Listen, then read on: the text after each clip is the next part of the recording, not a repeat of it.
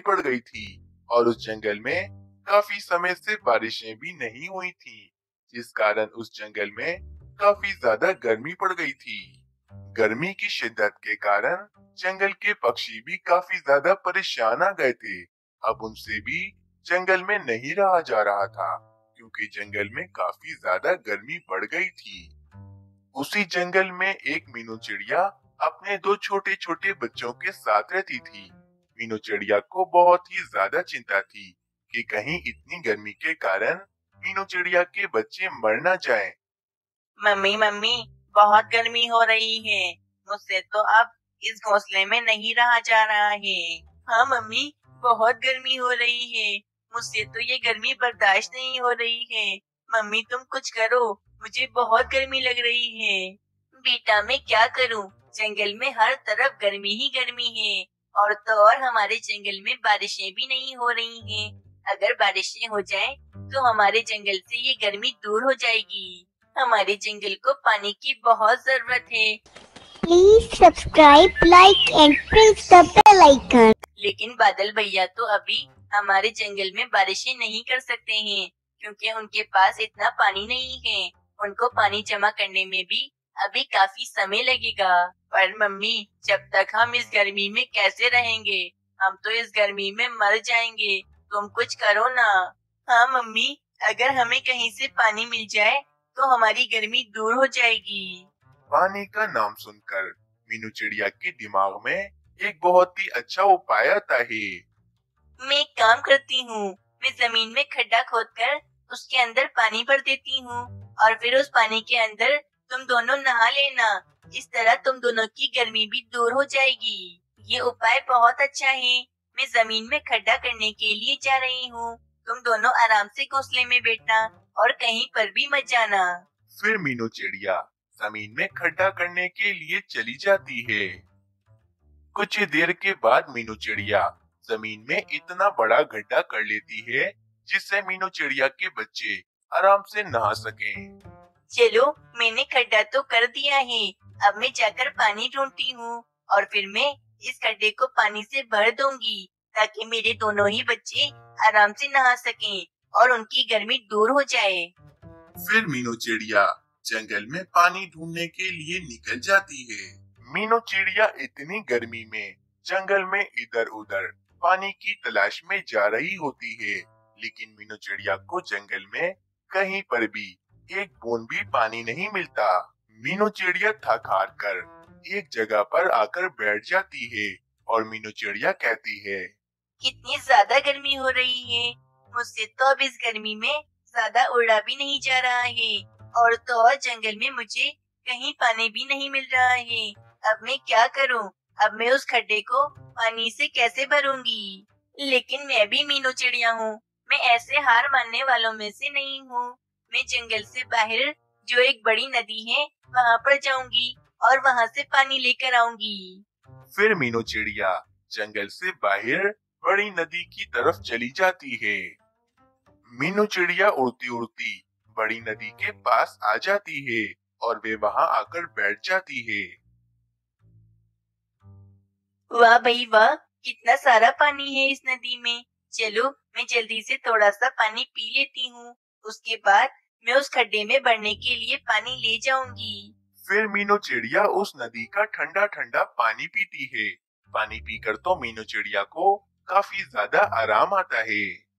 फिर मीनू चिड़िया पास ही पड़ी एक बाल्टी में उस नदी का ठंडा ठंडा पानी भरती है और वे पानी अपने जंगल की तरफ ले जाती है। कुछ ही देर के बाद मीनू चिड़िया वे पानी से भरी बाल्टी लेकर अपने जंगल में आ जाती है और वे सारा पानी लाकर फिर उस खड्डे में डाल देती है। वाह भाई वाह, ये खड्डा तो पूरा पानी से भर गया है। चलो, अब मैं जल्दी से जाकर अपने बच्चों को ले आती हूँ और इस पानी में लाकर डाल देती हूँ। फिर मीनू चिड़िया अपने बच्चों को लेने के लिए चली जाती है। मानो चिड़े चिंकी चिड़िया, अब तुम दोनों की गर्मी 2 मिनट में दूर हो जाएगी। चलो मेरे साथ। फिर मीनू चिड़िया मानो चिड़े और चिंकी चिड़िया को लेकर उस खड्डे के पास आ जाती है। देखो चिंकी चिड़िया, मानो चिड़े, मैंने तुम दोनों के लिए स्विमिंग पूल बनाया है। अब तुम दोनों की गर्मी दूर हो जाएगी। तुम दोनों जल्दी से पानी में चले जाओ। फिर मीनू चिड़िया अपने दोनों बच्चों को उस पानी में डाल देती है। पानी में जाते ही चिंकी चिड़िया और मानो चिड़े की गर्मी तो एकदम दूर हो जाती है और उन्हें तो काफी ज्यादा मजा आने लगता है। मम्मा, मुझे तो बहुत मजा आ रहा है। बहुत ही ठंडा पानी है।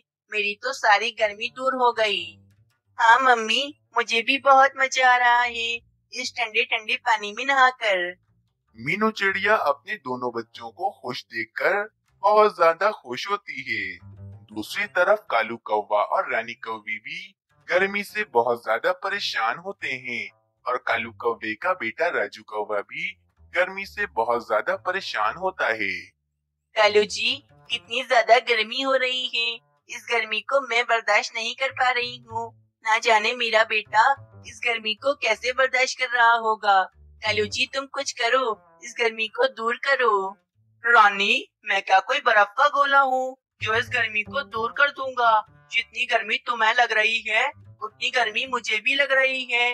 अब गर्मी है तो है, इसमें मैं क्या कर सकता हूँ। कालू जी, मुझे यकीन है कि मीनू चिड़िया ने इस गर्मी से बचने के लिए कोई न कोई तो उपाय सोचा ही होगा। चलो हम दोनों मीनू चिड़िया के पास चलते हैं। हाँ रानी, चलो हम मीनू चिड़िया के पास ही चलते हैं। मीनू चिड़िया से ही पूछते हैं कि मीनू चिड़िया ने इस गर्मी से बचने का क्या उपाय सोचा है। फिर कालू कौवा, रानी कौवी और राजू कौवा मीनू चिड़िया के पास चले जाते हैं। मीनू चिड़िया, ये तुमने अपने बच्चों के लिए स्विमिंग पूल बनाया है। तुम्हारे बच्चों को तो बिल्कुल भी गर्मी नहीं लग रही होगी। हाँ कालू कौवे, मानो चिड़े और चिंकी चिड़िया को बहुत ज्यादा गर्मी लग रही थी, इसीलिए मैंने उनके लिए ये स्विमिंग पूल बनाया है। अब इन दोनों को बिल्कुल भी गर्मी नहीं लग रही है। पर मीनू चिड़िया, तुम्हारे पास इतना सारा पानी कहाँ से आया? हमारे जंगल में तो एक बूंद भी पानी नहीं है। अगर हम सब पक्षियों को पानी पीना होता है तो हम दूसरे जंगल, बड़ी नदी के पास पानी पीने के लिए जाते हैं। क्या तुम ये पानी उस बड़ी नदी के पास से लाई हो? हाँ रानी कवि, तुमने ठीक कहा। मैं ये सारा पानी उस बड़ी नदी से ही लेकर आई हूँ। मीनू चिड़िया, मेरे राजू को बहुत ज्यादा गर्मी लग रही है। तुम मेरे राजू को भी अपने स्विमिंग पूल में डाल लो ताकि मेरे राजू की भी गर्मी दूर हो जाए। नहीं कालू कौवे, मेरा खड्डा बहुत छोटा है। इसमें मेरे दोनों बच्चे ही आराम से नहा सकते हैं। तुम्हारा राजू कौवा मेरे इस खड्डे में नहीं आ सकता है। तुम एक काम क्यों नहीं करते कालू कौवे? तुम भी इसी तरह जमीन में खड्डा खोदकर उसमें पानी भर लो और अपने राजू कौवे को उस पानी में डाल दो ताकि तुम्हारे राजू कौवे की भी गर्मी दूर हो जाए। हाँ ठीक है मीनू चिड़िया, मैं भी इसी तरह जमीन में खड्डा खोदकर उसमें पानी भर लूंगा। और फिर कालू कौवा, रानी कौवी और राजू कौवा वहाँ से चले जाते हैं। रानी, चलो हम यहाँ पर बड़ा सा खड्डा करते हैं, उसमें फिर हम पानी लाकर भर देंगे।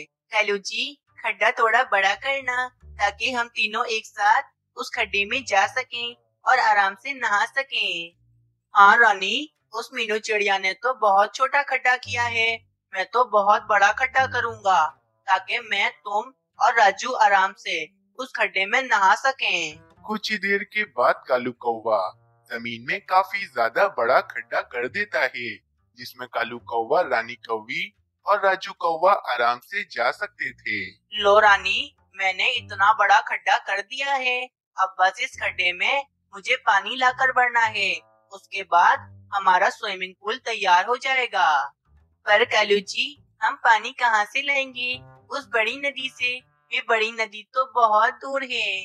रानी, थोड़ा पानी हम उस बड़ी नदी से लेकर आएंगे और बाकी का सारा पानी हम मीनू चिड़िया के खड्डे से चोरी कर लेंगे। इस तरह हमारा काम भी आसान हो जाएगा। मैं जा रहा हूँ बड़ी नदी से पानी लेने के लिए और तुम जाकर मीनू चिड़िया के खड्डे से सारा पानी चोरी कर कर हमारे खड्डे में लाकर डाल दो। फिर ये कहकर वे कालू कौवा बड़ी नदी की तरफ पानी लेने के लिए चला जाता है और रानी कौवी मीनू चिड़िया के खड्डे के पास आती है। रानी कौवी देखती है कि वहाँ पर ना तो मीनू चिड़िया होती है और न ही मीनू चिड़िया के बच्चे। इसी बात का फायदा उठाकर रानी कौवी उस खड्डे का सारा पानी एक बाल्टी में भरकर वहां से ले जाती है। रानी कौवी मीनू चिड़िया का पानी चोरी कर अपने खड्डे में लाकर डाल देती है और कुछ देर के बाद कालू कौवा भी बड़ी नदी से पानी लेकर आ जाता है और वे पानी लाकर वे खड्डे में डाल देता है। अब कालू कौवे का खड्डा काफी ज्यादा भर गया था। पापा पापा, पहले मुझे इस खड्डे में जाना है, मुझे नहाना है पहले, मुझे बहुत गर्मी लग रही है। हाँ हाँ राजू, मैं तुम्हें अभी इस खड्डे में उतारता हूँ, फिर तुम आराम से नहाना। फिर जैसे ही कालू कौवा राजू कौवे को उस खड्डे के पानी में उतारता है तो वे राजू कौवा उस खड्डे के पानी में डूबने लगता है, क्योंकि कालू कौवे ने उस खड्डे को काफी ज्यादा गहरा खोदा था, जिस कारण राजू कौवा उस गहरे पानी में डूबकर मर जाता है। फिर कालू कौवे और रानी कौवी को पानी चोरी करने की सजा मिल जाती है। आप सबको ये कहानी कैसी लगी हमें कमेंट में जरूर बताएं और हमारे चैनल को लाजमी सब्सक्राइब करें। एक जंगल में एक सोनू चिड़िया रहती थी। वे चिड़िया बहुत ही सुंदर थी। सुंदर होने के साथ साथ सोनू चिड़िया बहुत ही रहमदिल और दूसरे पक्षियों की मदद भी करती थी। सोनू चिड़िया अकेले अपने घोंसले में बैठी होती है कि वहाँ पर कोमल चिड़िया आ जाती है। कोमल चिड़िया, क्या बात है, इतनी खुश क्यों लग रही हो, क्या कोई खास बात है? हाँ सोनू चिड़िया, आज बहुत ही खास बात है, इस कारण मैं आज बहुत ज्यादा खुश हूँ। सोनू चिड़िया, मैं कब से तुम्हारी शादी के लिए कोई सुंदर और सुशील चिड़ा ढूंढ रही थी, लेकिन आज मुझे तुम्हारे लिए एक बहुत ही सुंदर और सुशील चिड़ा मिल गया है। वे चिड़ा बहुत ही अमीर है और बहुत मेहनती भी है। सोनू चिड़िया, वे तुम्हें बहुत ज्यादा खुश रखेगा। हाँ हाँ कोमल चिड़िया, वे चिड़ा बहुत अच्छा होगा, लेकिन कोमल चिड़िया, उस चिड़े का नाम क्या है? सोनू चिड़िया, इस चिड़े का नाम बबलू चिड़ा है और वे बबलू चिड़ा आज तुम्हें देखने के लिए तुम्हारे घोंसले में आएगा और मुझे पूरा यकीन है कि बबलू चिड़ा तुम्हें बहुत पसंद करेगा, क्योंकि तुम खुद भी बहुत सुंदर हो। दोपहर हो जाती है।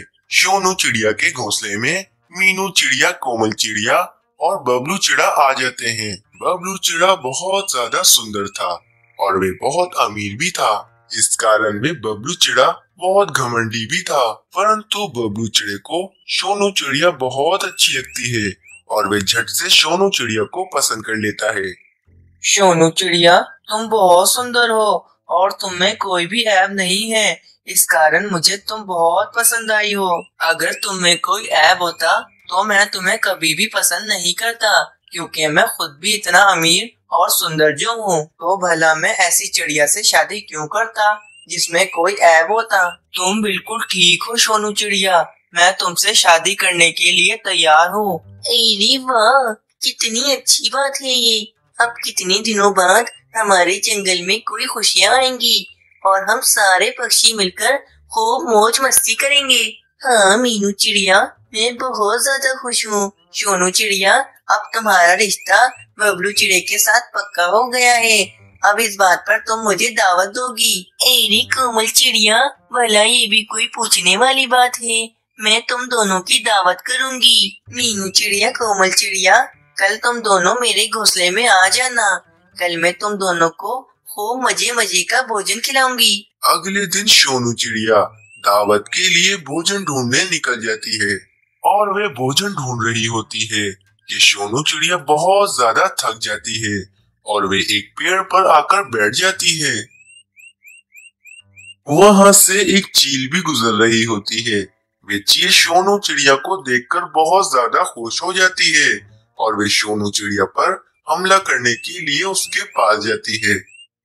आज कितने दिनों बाद मुझे एक सुंदर चिड़िया का मांस खाने को मिलेगा।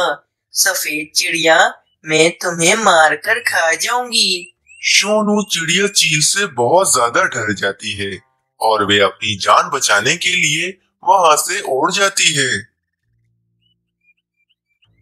सोनू चिड़िया का शिकार करने के लिए चील फौरन सोनू चिड़िया के पीछे पीछे जाती है वे चील सोनू चिड़िया के बहुत करीब आ जाती है और वे सोनू चिड़िया को अपने पंजों से पकड़ ही रही होती है कि वे सोनू चिड़िया का पर लड़खड़ाता है और वे जमीन पर जा गिरती है, जिसकी वजह से वे सोनू चिड़िया उस चील की नजरों से उछल हो जाती है और वे चील उदास होकर वहां से चली जाती है।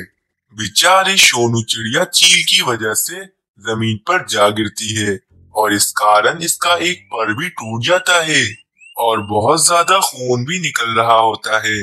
सोनू चिड़िया बिल्कुल निढाल हो चुकी थी और इसे काफी दर्द भी हो रहा था। वहीं से मिट्ठू तोता जा रहा होता है। वे सोनू चिड़िया को जख्मी जमीन पर पड़ा हुआ देख लेता है और फौरन इसके पास जाता है।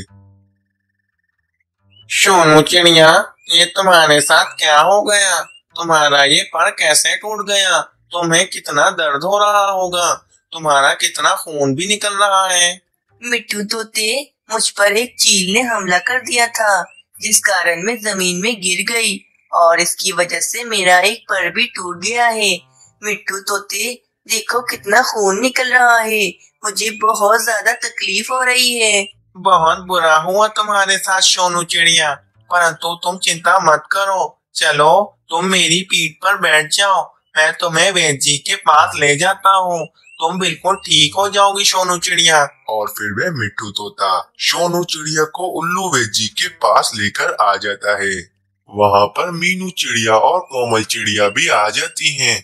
मीनू चिड़िया और कोमल चिड़िया सोनू चिड़िया की ये हालत देखकर बहुत ज्यादा चिंतित हो जाती हैं।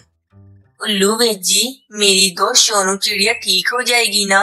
इसका एक पर टूट गया है, अब क्या होगा? क्या अब ये सोनू चिड़िया कभी उड़ नहीं पाएगी? अरे नहीं नहीं मीनू चिड़िया, ऐसी बात नहीं है। शुक्र है सोनू चिड़िया का पर टूटा है, इसका बाजू नहीं टूटा। कुछ महीनों तक सोनू चिड़िया उड़ नहीं सकेगी, परंतु कुछ महीनों के बाद सोनू चिड़िया के नए पर आ जाएंगे और वे फिर से उड़ने लगेगी। अगर सोनू चिड़िया का बाजू टूट जाता तो फिर सोनू चिड़िया के कभी भी नए पर नहीं आते और वे हमेशा हमेशा के लिए उड़ नहीं पाती। शुक्र है ऊपर वाले का, ये ज्यादा नुकसान नहीं हुआ है, वरना तो सोनू चिड़िया कभी भी उड़ नहीं पाती। अगले दिन मीनू चिड़िया और कोमल चिड़िया सोनू चिड़िया को उसके घोंसले में ही दाना लाकर दे देती हैं। सोनू चिड़िया, मैंने और कोमल चिड़िया ने तुम्हारे लिए कुछ भोजन का इंतजाम कर दिया है, अब तुम आराम से भोजन कर सकती हो। लेकिन सोनू चिड़िया, जब तक कि तुम्हारे नए पर नहीं आ जाते, जब तक तुम अपने एक पर से उड़ने की बिल्कुल भी कोशिश मत करना। हाँ सोनू चिड़िया, तुम बिल्कुल ठीक हो जाओगी, कुछ महीनों के बाद तुम्हारे नए पर निकल आएंगे और फिर तुम दोबारा से उड़ने लगोगी। हाँ मीनू चिड़िया, कोमल चिड़िया, परंतु तुम दोनों का बहुत बहुत धन्यवाद और तुम दोनों मेरी सच्ची दोस्त हो। एक सच्चे दोस्त का पता तभी लगता है जब वे हमारे मुश्किल वक्त में हमारे साथ खड़ा हो, और तुम दोनों मेरी बहुत मदद कर रही हो। देखना कोमल चिड़िया, मीनू चिड़िया, एक दिन आएगा जब मैं भी तुम दोनों की बहुत मदद करूंगी। हो रही होती हैं कि वहाँ पर बबलू चिड़ा आ जाता है और वे सोनू चिड़िया के बाजू पर पट्टी बंधा हुआ देख बहुत ज्यादा गुस्सा होता है। सोनू चिड़िया, ये तुमने क्या कर दिया अपने साथ? अपना एक पर ही कटवा लिया, अब तुम कभी भी उड़ नहीं सकोगी, तुम्हारे अंदर एक कमी आ गई है। सोनू चिड़िया, अब मैं इस कारण तुमसे कभी भी शादी नहीं करूँगा। ये तुम क्या कह रहे हो बबलू चिड़ी? तुम मेरे साथ ऐसा नहीं कर सकते, और वैसे भी ऐसा नहीं है कि मैं कभी उड़ नहीं सकती। तुम देखना बबलू चिड़े, मैं कुछ महीनों के बाद फिर से उड़ने लगूंगी। नहीं नहीं सोनू चिड़िया, अब मुझे तुम पर बिल्कुल भी भरोसा नहीं है। मैं जानता हूँ कि तुम कभी भी उड़ नहीं सकोगी, और वैसे भी तुम में कमी आ गई है, इसीलिए अब मैं तुम्हें पसंद नहीं करता हूँ। मैं बहुत सुंदर हूँ और बहुत अमीर भी हूँ, और मुझे बहुत अच्छी से अच्छी चिड़िया शादी करने के लिए मिल सकती है। परंतु बबलू चिड़े, ये तो गलत है, किसी के बारे में ऐसा नहीं सोचना चाहिए। बबलू चिड़े, आज तुम सोनू चिड़िया से शादी तोड़ दोगे तो इसका दिल भी टूट जाएगा। बबलू चिड़ी, कहीं ऐसा न हो कि तुम्हें सोनू चिड़िया के दिल दुखाने की सजा मिल जाए। बस बस मीनू चिड़िया, तुम मुझे अपने भाषण मत दो, मैं अब सोनू चिड़िया से शादी नहीं करूंगा, चाहे तुम मुझे कुछ भी बोलो। इतना कहकर वे बबलू चिड़ा वहाँ से चला जाता है। मैं बिल्कुल भी अच्छी नहीं हूँ। अब मेरे साथ कौन शादी करेगा? मैं तो माजूर हो गई हूँ मीनू चिड़िया। मीनू चिड़िया, मैं अब क्या करूँगी? सोनू चिड़िया, तुम मत रो। बबलू चिड़े ने तुम्हारा दिल दुखाया है और तुम देखना, तुम्हारे दिल दुखाने की सजा उस बबलू चिड़े को जरूर मिलेगी। बस तुम रो मत, देखना तुम जल्दी ठीक हो जाओगी और फिर से तुम उड़ने लगोगी। फिर तुम्हारी शादी हम जल्द ही करा देंगे। वरना अगर शादी के बाद तुम्हारा पर टूट जाता तो वे तब भी तुमसे शादी तोड़ देता। फिर तुम कहाँ जाती सोनू चिड़िया? वे बबलू चिड़ा अपने आप को बहुत सुंदर समझता है। सोनू चिड़िया जो घमंड करता है, इसका घमंड मिट्टी में मिल जाता है। तुम देखना, इस बबलू चिड़े को जरूर सजा मिलेगी। कुछ दिन ऐसे ही बीत जाते हैं और एक दिन बबलू चिड़ा सोनू चिड़िया के घोंसले में एक सुंदर सी चिड़िया को लेकर आता है। सोनू चिड़िया, ये देखो, इस चिड़िया का नाम मोमल चिड़िया है और मोमल चिड़िया तुमसे भी ज्यादा सुंदर है और इसमें कोई कमी नहीं है।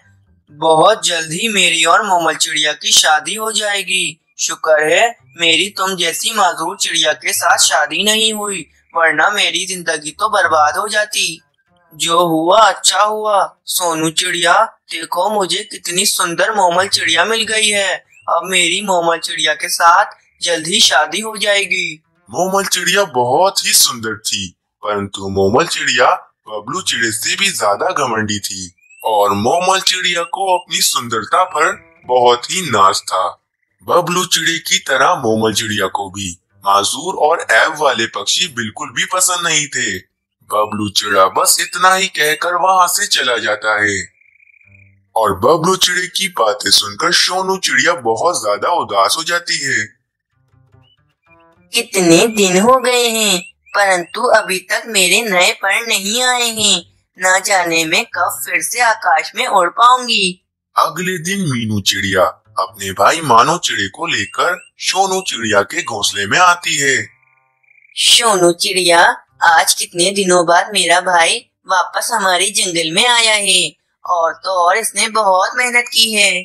और मानो चिड़े ने अपनी एक गंदम की फसल और एक चावल की फसल लगाई थी जो अब बड़ी हो गई है और अब मेरा भाई मानो चिड़ा बहुत अमीर हो गया है।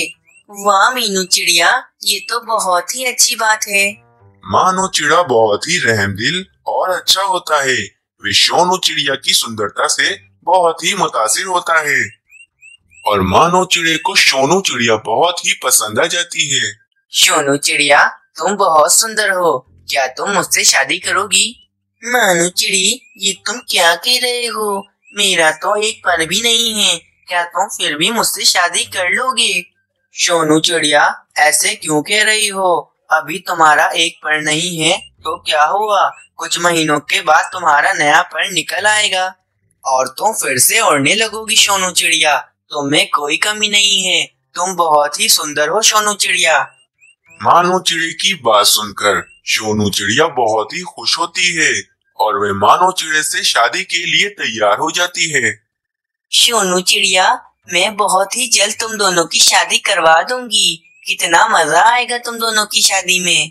मीनू चिड़िया बहुत ही ज्यादा खुश हो जाती है। जब ये बात बबलू चिड़े तक पहुंचती है तो वे बहुत ज्यादा हैरान हो जाता है। मानो चिड़ा तो मुझसे भी ज्यादा बेवकूफ निकला। मानो चिड़ा तो मुझसे भी ज्यादा अमीर है। वे बेवकूफ मानो चिड़ा उस माजूर चिड़िया से शादी कर रहा है। चलो छोड़ो इस मानो चिड़े को, मुझे क्या है, वे किसी से भी शादी करे। मैं एक काम करता हूँ, मैं जंगल के आखिर में जो गुफा है उधर जाता हूँ। काफी पक्षी कहते हैं कि उस गुफा में बहुत सारा भोजन है, परंतु इस गुफा का पत्थर कोई नहीं हटा सकता। मैं बहुत ज्यादा ताकतवर हूँ, जरूर मैं उस गुफा का पत्थर हटा सकूंगा। मैं उस गुफा से सारा भोजन ले आऊंगा और फिर मैं उस मानव चिड़े से भी ज्यादा अमीर पक्षी बन जाऊंगा। ऐसा सोचकर बबलू चिड़ा जंगल के किनारे एक गुफा के पास चला जाता है। वे गुफा एक बड़े से पत्थर से बंद होती है। ये देखकर बबलू चिड़ा बहुत ही ज्यादा चिंतित हो जाता है। अरे ये पत्थर तो बहुत बड़ा है, परंतु मैं कुछ न कुछ करके इस पत्थर को हटा ही दूंगा। मैंने बड़ा सा पत्थर इस गुफा से हटा दिया तो फिर इस गुफा में जितना भी भोजन होगा वे सारा मेरा होगा और फिर मैं इस जंगल में सबसे अमीर पक्षी बन जाऊंगा। और वे बबलू चिड़ा अपनी पूरी जान लगाकर उस पत्थर को धक्का देने लगता है कि अचानक वे पत्थर हिलता है और वे बबलू चिड़ा अपने आप को इस पत्थर से बचाने की चक्कर में इस पत्थर को धक्का देने लगता है। इस कारण वे बबलू चिड़े के दोनों पर टूट जाते हैं और काफी ज्यादा खून निकल रहा होता है। थोड़ी देर बाद वहाँ से वेद जी गुजर रहे होते हैं कि वे वेद जी बबलू चिड़े को जमीन पर जख्मी पड़ा हुआ देख लेते हैं। उल्लू वेद जी फौरन उस बबलू चिड़े के पास जाते हैं। अरे बबलू चिड़े, ये तुम्हें क्या हो गया है? तुम्हारे ये दोनों पर कैसे टूट गए हैं? बबलू चिड़ा उल्लू वेद जी को पूरी बात विस्तार से बताने लगता है।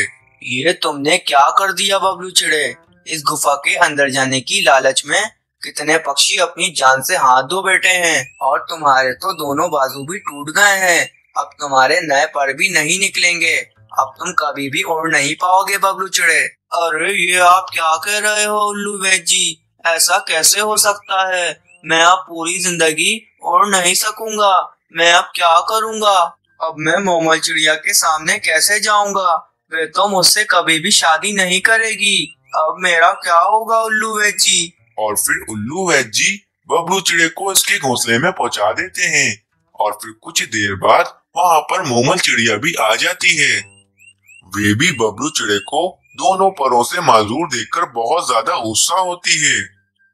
बबलू चिड़े, अब तो तुम भी माजूर हो गए हो और अब तो तुम पूरी जिंदगी और नहीं पाओगे। मैं अब तुमसे शादी कर कर अपनी पूरी जिंदगी बर्बाद नहीं करूंगी। बबलू चिड़े, मैं अब तुमसे शादी नहीं करूंगी। मैं जा रही हूँ। मैं किसी दूसरे सुंदर और अमीर चिड़े से शादी कर लूंगी। इतना कहकर वे मोमल चिड़िया वहाँ से चली जाती है। बबलू चिड़ा बहुत उदास हो जाता है और इससे अपनी गलती का एहसास होता है। वे फौरन सोनू चिड़िया को अपने घोंसले में बुलवाता है और अब तो सोनू चिड़िया के नए पर आ चुके थे और अब वे उड़ सकती थी। सोनू चिड़िया, ये देखो मेरे दोनों बाजू टूट चुके हैं और अब मेरे कभी भी पर नहीं आएंगे, जिसकी वजह से मैं अब कभी भी उड़ नहीं सकूंगा। सोनू चिड़िया, मुझे माफ कर दो। मैंने तुम्हारे साथ बहुत गलत किया था। मुझे इसकी सजा मिल गई है। बबलू चिड़े, मैंने तुम्हें माफ किया, लेकिन बबलू चिड़े आगे से कभी घमंड मत करना। मुझे बहुत दुख है बबलू चिड़े कि अब तुम कभी उड़ नहीं सकोगी। लेकिन बबलू चिड़े, आज के बाद तुम कभी भी किसी पक्षी के साथ गलत मत करना।